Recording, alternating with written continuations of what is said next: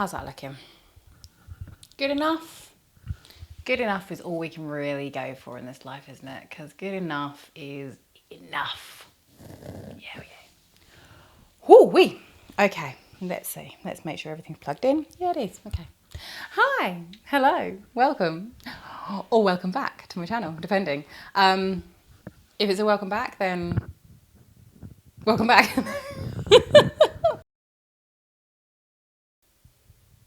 Hi, I'm Stephanie. Welcome or welcome back to my channel, whichever.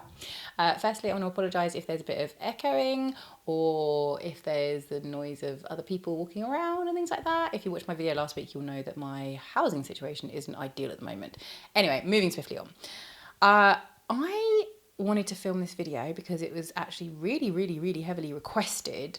And so, well, I listened. So I'm going to film one that was requested. Yeah. Hey. Okay, anyway, I want to talk about me. No, Emmy, sorry.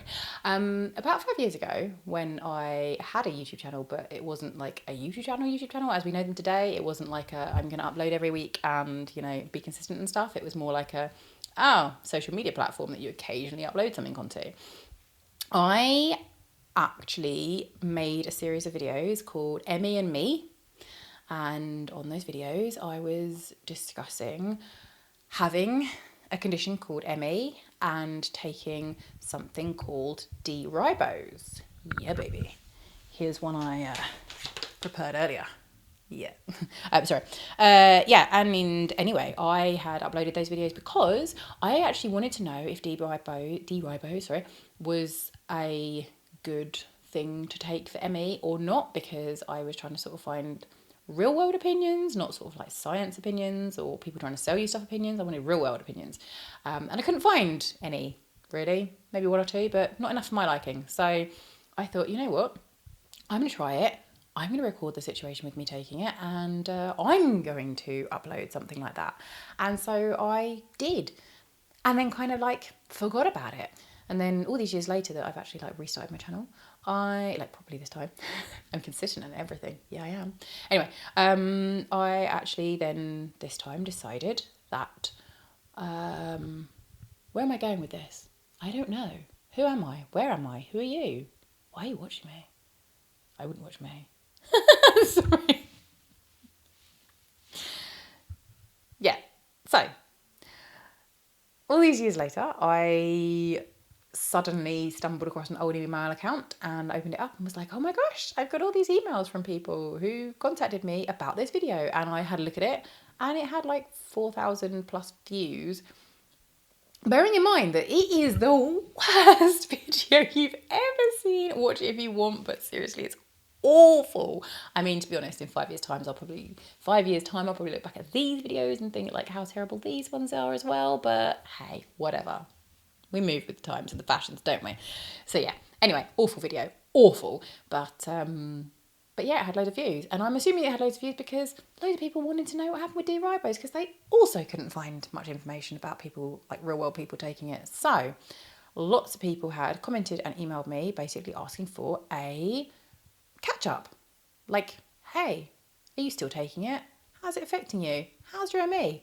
So here I am. This video is for you, the people who wanted to film a little bit of a recap. So it's been approximately 5 years since I filmed those videos. Oh, I've changed many times since then. I've had long hair, short hair, whatever, in the middle, whatever. Anyway, yes, lots have changed since then. But am I still taking D Ribose, and does it still help me, as was the end of the final video? I probably should have rewatched all those videos before filming this, but never mind. I do want to give you a little overview. I'll try and keep it short, but a little overview of what ME actually is first, just in case you're watching this because you watch me. Why do you watch me? Why? Like seriously, why? I don't know. Anyway, in case you watch me as opposed to because you're looking for some information on D Ribose. So for those of you who already know what ME is and are looking to just find out about the D Ribose, I will put a timestamp in the video for you so you can skip straight to that bit. However, if you don't have ME and you're just like, you know, going, oh, hey, what is this thing she's talking about? please watch, because I find a lot of people, and there's a reason that I call it ME and not CFS, because CFS is another name for it. CFS is chronic fatigue syndrome, and people just think, oh, you're just really tired. Hell no. There is like more than 60 symptoms of ME, and being tired is just one of the most common ones. So hence the term CFS. But personally, I don't like that title, so I go with ME, which stands for myalgic encephalomyelitis. Whoa! I said it right first time. That never happens. Wow, shocking. Okay. Anyway, so I'm going to give you a quick, I'm not going to go through all 60 symptoms. I'm just going to give you like a smidge rundown of the more common, more frequent ones and the ones that I personally suffer with. So essentially, yes, tiredness, but it is an exhaustion. It is an I cannot open my eyes, I can't lift my head, I can't function tiredness. It is like having been awake for days and days and days. You can't keep your eyes open tiredness, and you might sleep way longer than most people sleep and still be exhausted. I have been known to go to bed for 16 solid hours and still be absolutely exhausted, and I can hardly like wash, dress, lift myself. Thankfully, it is something that tends to fluctuate. So do you like my description of fluctuate there? Just in case you didn't know what fluctuating was. Sorry. Anyway, it is a situation that fluctuates. So sometimes you can have good days, sometimes you can have bad days, or you can have good weeks or bad weeks, or good months or bad months, or anyway, whatever. You know what fluctuating is, I'm sure. So, excuse me. So, yes. Yeah, extreme exhaustion is a very, very common one. However, there's lots of other ones. Some that I regularly suffer with is light sensitivity. If I'm having a bit of a crash, I personally refer to them as ME crashes, but people call them different things. I mean, I think the technical term is like post-malaise something or another, but meh. Okay, sorry, yeah. For me, crash, when I'm having a crash. When I'm having a crash, I get extremely sensitive to light. And in general, I tend to be someone who I can't handle having like the main light on in a room. It has to be lots of like lamps or dimly lit side lights or whatever. I really struggle with like bright lights, which sounds quite funny that I'm sitting here with a ring light in front of me. Yes, but that is because we're in the beautiful British summertime right now. Yeah, we are. And it's extremely dark, so it's ring light or nothing, baby. Yeah, so yeah, that. Yeah, okay, so yeah. Also there is noise sensitivity, so loud music is a big no-no for me when I'm having a bit of a crash. And yeah, essentially there's lots of things. You get, well, not you, I mean maybe you do too. Do you? Let me know. Sorry. Get what are they called? Oh, pins and needles in your hands and feet, or you can get swelling in your hands and feet, muscle weakness, you can get joint problems. I do struggle with my joints and my muscles when I'm having a hard time with it. You can get headaches, you can have issues with blood pressure and temperature regulation. I personally am either always freezing cold or boiling hot. I never seem to be just a good temperature. It's always like, oh my gosh, I'm so hot, I've got to get, or like, oh my god, I'm so cold. All my colleagues find it hilariously funny that I'm sitting in the office with like a scarf and a winter coat, and they're like, they've got the fan on. Yeah. Anyway, that, and yeah, low blood pressure, all sorts of things can be contributed to it. Did I say that right? All sorts of things can be contributed. I don't know. I'm not sure if what I just said made sense. Which almost sounded scripted, because that's one of the things. Sometimes we get sort of like a bit of like weird confusion, so you don't fully understand what someone has said or something that's written down. If you were to watch my YouTube videos fully unedited, they would be at least an hour long to make an 8-minute video, because I keep doing this. What was I saying? Did I say that right? Did I just say that in English? Did I accidentally say the Spanish word for that? I don't know. What am I talking about? I need to just go, oh, hang on. What was that bit? Yeah, that's how it goes.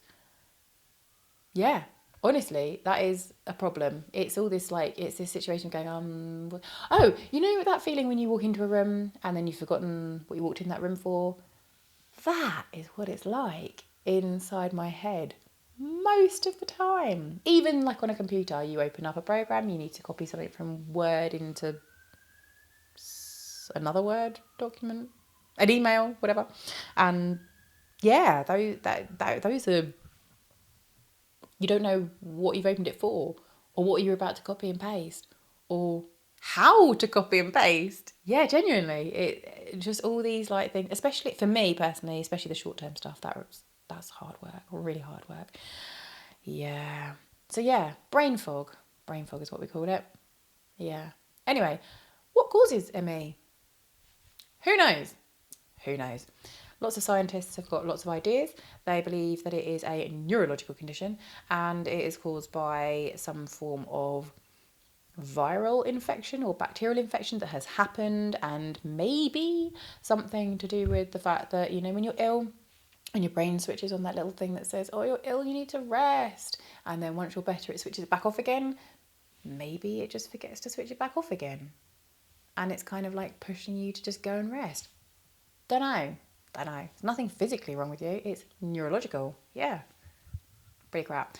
I suppose one of the most like regularly well-known things, again, I'm not sure if I just said that right, but anyway, I suppose one of the most well-known things, this can be really hard editing this video. Really hard, because normally I just cut all these little bits out. And today I'm thinking actually it would probably be better to leave them in, because then you'll have more of an understanding of what it's like. But then that's like, leaving them in will open me up to like all sorts of like, whoa, that's scary, which is okay, that's fine by me. But more of a problem is it'll open me up to have a video that's like 6 hours long. Don't worry, I won't let it be 6 hours long, I promise you. Yeah. Now I don't know what I was talking about before. Talk amongst yourselves. Haven't got a clue. Was I talking about symptoms? Cause? The thing it was closest to. Yeah, that's what it was. Yeah, the most regularly known thing, I still don't know if I said that right. The most well-known thing that it is like commonly said that it's similar to, I know that was not correct English, I apologise, is actually long COVID. Yeah. If you know anyone who's ever suffered with long COVID, or if you have suffered with long COVID, that is apparently, I don't know because I've never had it. I mean, I've had COVID, although I was asymptomatic both times, so I never suffered with COVID. Anyway, apparently long COVID is something that it's really similar to. And in a weird way, I feel like, yeah, go long COVID, that they're actually doing some, not go long COVID, but go as in the scientists who are looking into long-term COVID, because they might start coming up with things for ME. And the second time, I'm thinking like, all these years we've suffered with it, and it's called the yuppie flu, and there was no investigations into it, and it's just like, you know, been just basically forgotten about, like completely forgotten about, like we don't matter. All of a sudden long-term COVID comes along and they're like, oh yeah, we need to investigate this. Thanks. Yeah. Millions missing to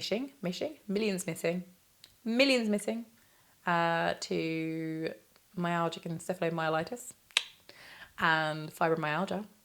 And you didn't care until long COVID became a thing. Anyway, so whatever. I've been recording this for like 15 minutes and you are probably up to about minute 8 if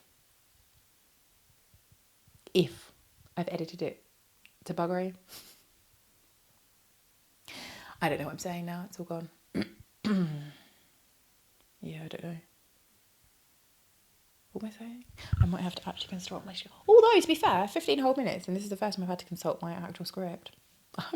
That's fucking shocking, mate. Shocking. I talked about symptoms. I talked about what the cause is. Oh, yeah. Treatments. The whole point of the video. That's what it was, yeah. Okay, so yeah, treatments. In terms of actual doctors, they don't tend to say that there's much in the way of treatments. They tend to just say like, hey, manage it, off you go. Don't do too much exercise. Rest. Off you go. Off you top. Yeah, that tends to be how it goes. However, obviously, you know, we have a thing called the internet. Yes. And the internet is where I went 5 years ago trying to look for some sort of cure. Obviously, I didn't find one, but I did find something called D Ribose. And I decided, as I've already said at the beginning of this video, so I won't waffle on that about that, I decided to take it and record the results. And at the end of it, I gave it a general thumbs up. I liked it. The very, very, very beginning, when I very first took it, oh my gosh, it was like, have you seen the film The Awakenings? It was like that kind of feeling. It was like, oh my gosh, I'm in a funk. I can't do anything. I can't get up. I can't wash. I can't dress. What am I doing? And then I took it and I was like, whoa, I feel like I can live my life again. And then it kind of like went a bit like that. And then I was a bit like, was it just that? Was I on the way up anyway? Who knows? And I sort of, you know, whatever, worked with it. But, remember, note to self. Bang, right here is the timestamp I need to put for all the people who are just here for the update. Remind me, guys, remind me. There it is. I did it. It's right there, or there, or there, or there, or wherever I decide to put it in the edit. Anyway, so yes, 5 years later, am I still taking D Ribose? Well, slightly complicated answer. I'm going to say yes, I am, because I currently am. I've had times over the past few years where I have essentially stopped taking it, not in intentional stopping of taking it, but it would be that I went and ran out. I ran out of it and I got to the point where I was like, oh, I run out. Oh, I need to order some more. Oh, it's like a month's delivery. Oh, and then, you know, and then I'm off it for a month and I'm like, did I order some? Did I? I can't remember. Another month goes by. I guess I didn't order some. I should really order some. Oh, but I've been okay for the past couple of months. I'm not going to bother ordering any. Oh, hang on. Now I'm kind of struggling a little bit. Maybe I should order some and just see how I go. That's kind of how it's been going over the past few years. I've had times when I've used it and times when I haven't. And overall, I would say yes. Yes, I will still continue to use it. In fact, I just got a new packet right now. Woo-hoo-hoo. Not advertised, not a sponsor, not anything else, just simply showing you that it is D Ribose and that I am still using it. I still just take it once a day and that's it really. I get on with my life. I must say that D Ribose alone is never going to be a cure. No, it is not.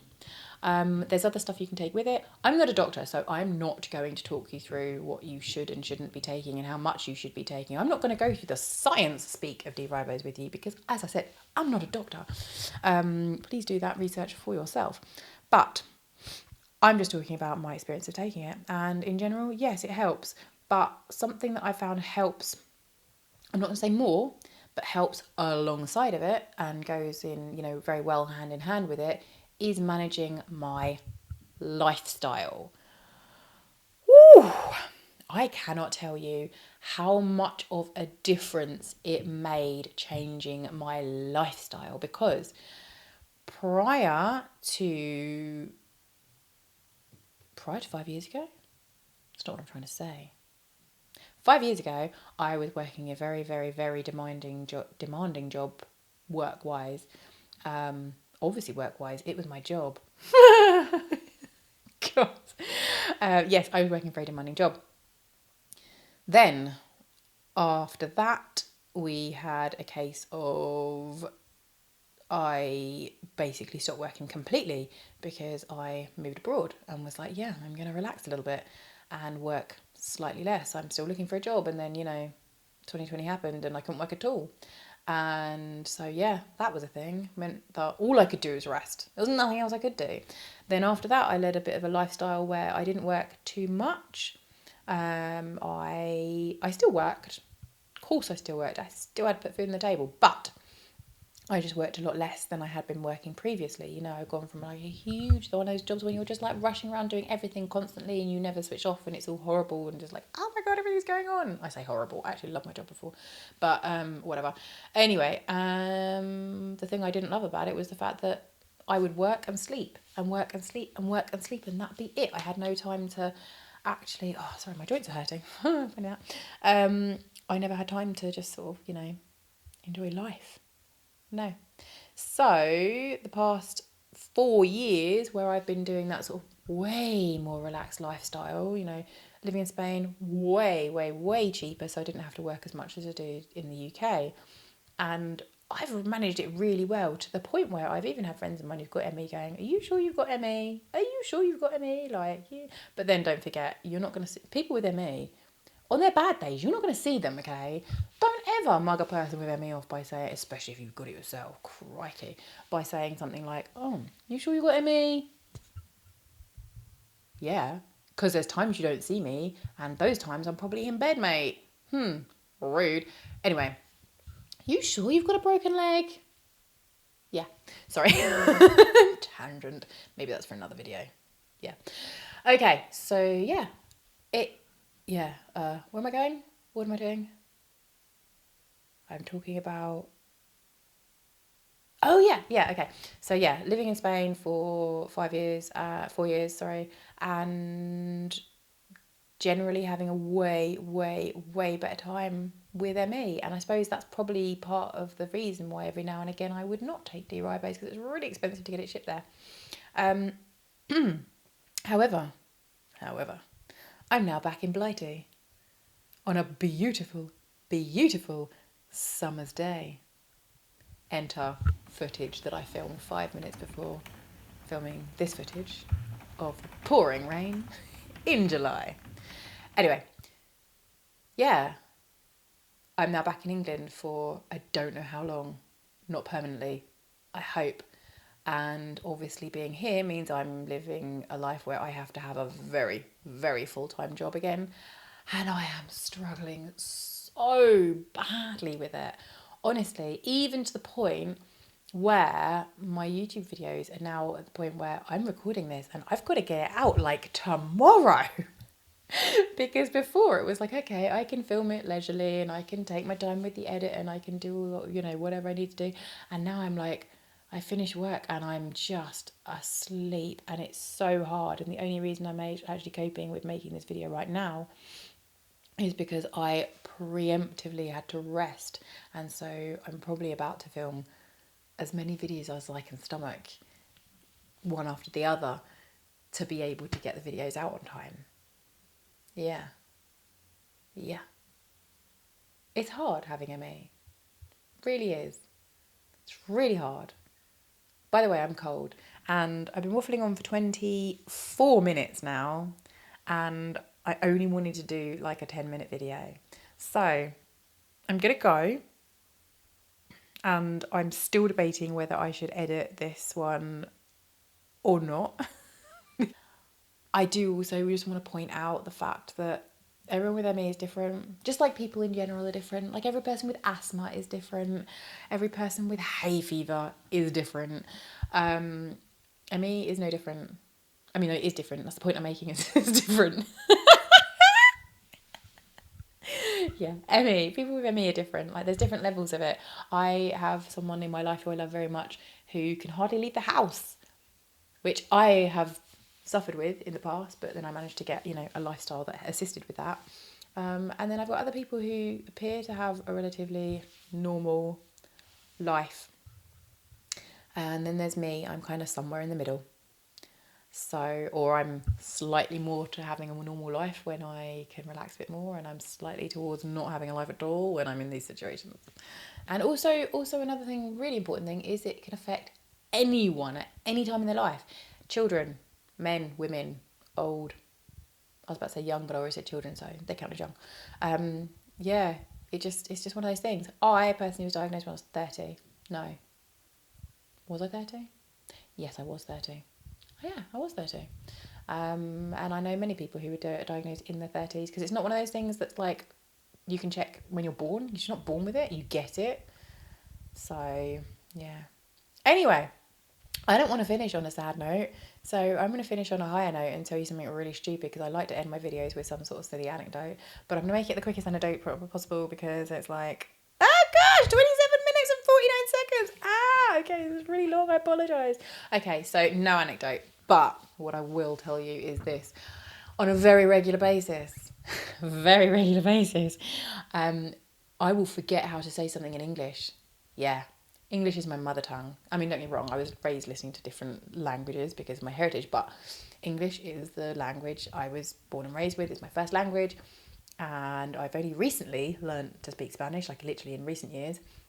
And yeah, the amount of times I will go to say something, a full sentence in English with one word in Spanish. Sometimes I don't even realise I've said the word in Spanish. And sometimes I'm like, I'll have said the Spanish word but with an English accent. Yeah. I don't even realise. Or I'll have to check with someone and be like, did I just say that right? Because I'm not sure if I did or not. Like, just as an example, I was once talking to, well, Shazanix, funny enough. It's like she's the only person I talk to. I swear I have other friends in my life, you know. I do, I swear. Anyway, but I was talking to her and I was saying, and she said, oh, how far away is it? And I said, oh, it's only 20 minutes in coche. 20 minutes by car, for anyone who doesn't speak Spanish. Yeah. 20 minutes in coche. What? So yeah. Okay, all right. Anyway, I'm definitely going to leave you there. If you have ME or fibromyalgia also, not going to go into that one today, but I don't have it. Probably rude of me to therefore go into it, but anyway, they're kind of like sisters. Just firstly, you are not alone. There are millions missing. Millions. And the fact that not all of us can just get on YouTube to tell you that they're about themselves is probably because they're missing. So just be nice. Be nice to the people who've got these issues, and be nice to yourself if you do. Don't feel like you have to get on and lead a normal life, because you don't, okay? Just be kind to you and each other. And yeah, on that note, I'm gonna go because I'm freezing cold and I really want to put a jumper on. Okay. Hopefully I'll see you next week. Bye.